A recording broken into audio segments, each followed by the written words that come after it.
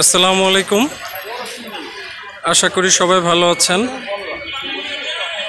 তো এনভায়রনমেন্ট দেখে বুঝতে পাচ্ছেন যে হসপিটালে, অতএব আমরা এই মুহূর্তে ভালো আছি এটা বলা মিথ্যে কথা হবে। একটু আগেই মামাকে নিয়ে এসেছিলাম হসপিটালে এবং অনেক পরীক্ষা নিরীক্ষার পরে অনেক কষ্টে একটা পেইং বেডের ব্যবস্থা করা গেছে। তো যশোর সদর হসপিটালে এই মুহূর্তে আছি এবং খুবই সংকটপূর্ণ অবস্থায় আছি।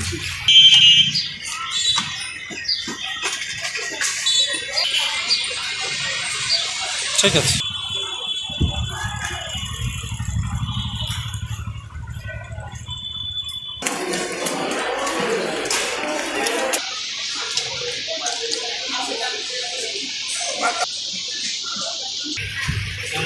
ডক্টর দেখে গেলেন, বলল অবস্থা অতটা ক্রিটিক্যাল না, ওষুধ একটা করে খেলে মোটামুটি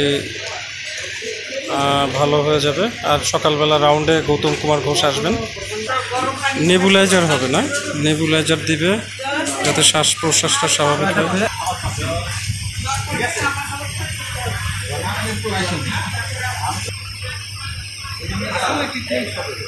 শোনো, সদর ছাড়া কোথাও আমি যাইনি, এখানেই প্রথম আসে। আল্লাহর রহমতে ঠিক হয়ে যাবেন ইমদাদ, চিন্তার কিছু নেই।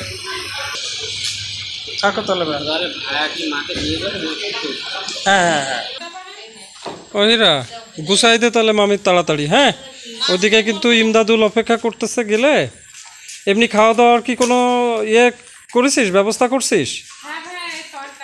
কি করছো ফারিয়া? হ্যাঁ হ্যাঁ, তরকারি পাঠাই দিচ্ছ না? হ্যাঁ, রুটি খাইতে বলছে ডাক্তার। তো তাড়াতাড়ি ওই যেগুলো লাগবে, বালিশ, তারপরে কাঁথা টাথা, এগুলো সবগুলো রেডি আছে? আচ্ছা আচ্ছা, ঠিক আছে, তাহলে করো। ভাইয়া ওই যে দাঁড়ায় আছে, নিয়ে যাবে একবারে। তাহলে সাবধানে যাও। হ্যাঁ মমিত, আর হচ্ছে ভাইয়া তাহলে যে ইমদাদুল ভাবে বলে নেন, আর ওরা তো আছেই, আর আপনি তো আসেনি, যেভাবে যা হয়। কি একটু সকালে যাবি নাকি? সকালে আমার যেতে বলছেন? একটু যে হ্যাঁ, একটু রান করে দিয়ে সকালে। আচ্ছা, তাহলে আমি সকালে যাবো না, 10টার দিকে। 10টার দিকে ইয়ে হবে না, ঠিক আছে? ঠিক আছে, 9টা 10টা দিকে। হ্যাঁ আচ্ছা, খুদা হাফেজ সবাই। আচ্ছা মামি যান তাহলে, সাবধানে। আর কোনো চিন্তা করার দরকার নেই, ঠিক আছে সব, ঠিক আছে, সমস্যা নেই।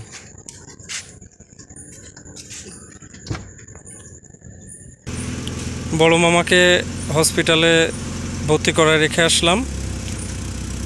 আলহামদুলিল্লাহ সুস্থর দিকে। আমরা প্রথমে গৌতম কুমার ঘোষের কাছে গিয়েছিলাম, সে ভালো একটা প্রেসক্রিপশন করে দ্রুত ভর্তি করার কথা বলেছিল।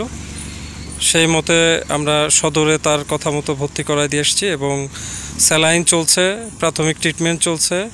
মামাতো ভাই ইমদাদুল আছে ওখানে, ভালো আছে। আর ভাইয়া পৌঁছায় দিয়ে গেল এবং মামিকে নিয়ে গেল, মামি রাত্রে ওখানে থাকবে। তো সবাই দোয়া করবেন আমার মামার জন্য, যাতে দ্রুত সুস্থ হয়ে যায়। কি তাসিন, এ লাইট কার? তোমার? তা কি তোমারটা আমার দেওয়া যায় না?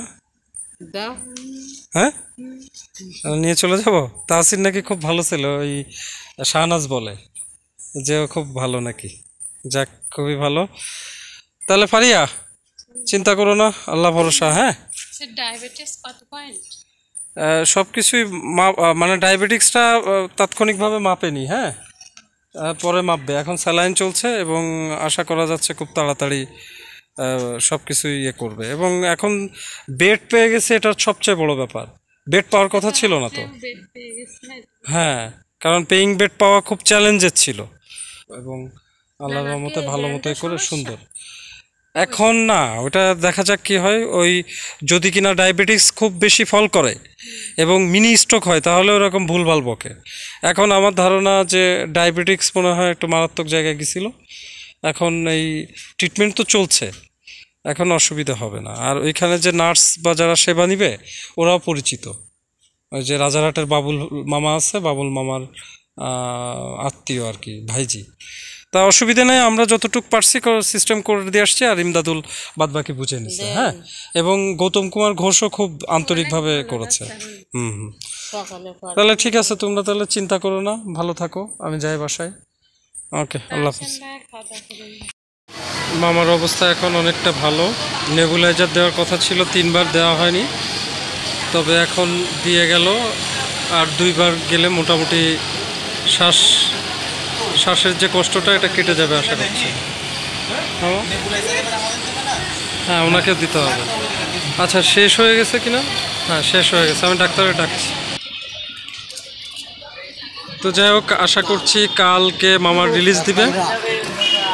তো সদর হসপিটালে ইদানিং খুব নিয়মিত আসতে হচ্ছে বিভিন্ন কারণে, আমার ছেলের জন্য, ওয়াইফের জন্য, এবার মামার জন্য আসলাম।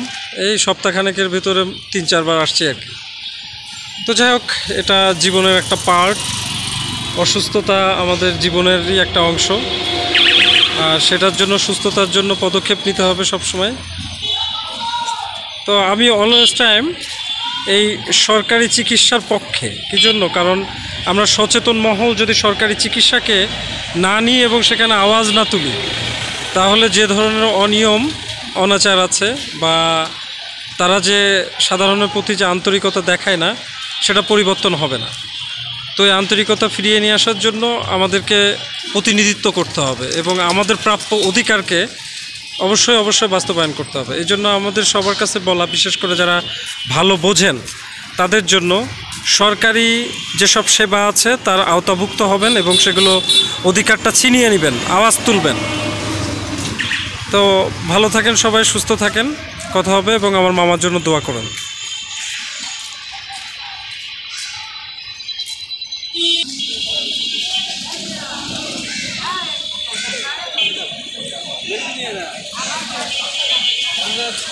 যাও।